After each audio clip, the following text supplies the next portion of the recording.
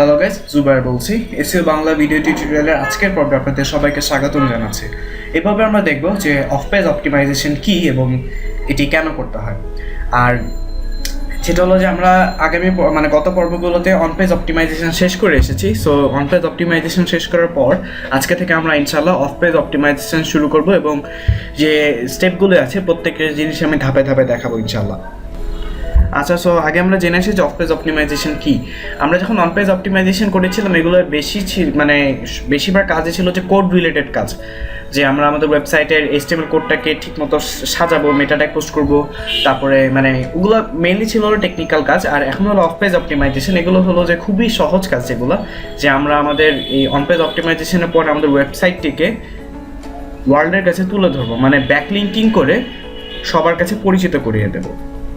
আচ্ছা, so of page অপটিমাইজেশনের main যে কাজগুলো আছে সেগুলো আমরা একটু দেখে আসি।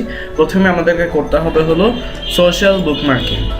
সোশ্যাল বুকমার্কিং এটা খুবই ইম্পর্ট্যান্ট একটি জিনিস, যে আপনি ভালো পেজ র্যাঙ্কিং বা অ্যালেক্সা র্যাঙ্ক সহ যে ওয়েবসাইটগুলো আছে সেগুলোতে আপনি আপনার ওয়েবসাইটকে লিঙ্ক করিয়ে দেবেন। আমরা সব দেখবো ইনশাআল্লাহ পরবর্তী পর্বে। তারপরে একটা হচ্ছে আর্টিকেল রাইটিং। আর্টিকেল রাইটিং থেকেও কিন্তু আপনি অনেক ভালো মানের ট্রাফিক পেতে পারেন আপনার ওয়েবসাইটে। সো আর্টিকেল রাইটিংও আমরা ইনশাল্লাহ দেখবো। তারপরে হলো কমেন্ট ব্যাকলিঙ্কিং।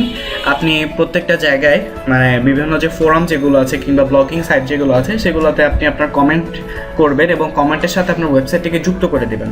সো যখন সার্চ ইঞ্জিন কোনো আপনাকে ইন্ডেক্স করবে, ক্রলিং যখন আপনার ওয়েবসাইটে হবে, তখন তারা বুঝতে পারবে যে না, আপনার ওয়েবসাইটটি ওয়ার্ল্ড ওয়াইড ওয়েবের মধ্যে অনেক জায়গায় লিঙ্ক করা আছে। সো সে আপনাকে অনেক বেশি ভ্যালু দেবে। সো ইনশাআল্লাহ আপনারা বুঝতে পেরেছেন অফ পেজ অপটিমাইজেশন কী। সো আমরা ধাপে ধাপে এই প্রত্যেকটি স্টেপ দেখবো ইনশাআল্লাহ। সো আগামী পর্বগুলো শুভেচ্ছা জানিয়ে আমি আমার আজকের পর্ব এখানেই শেষ করছি। ধন্যবাদ।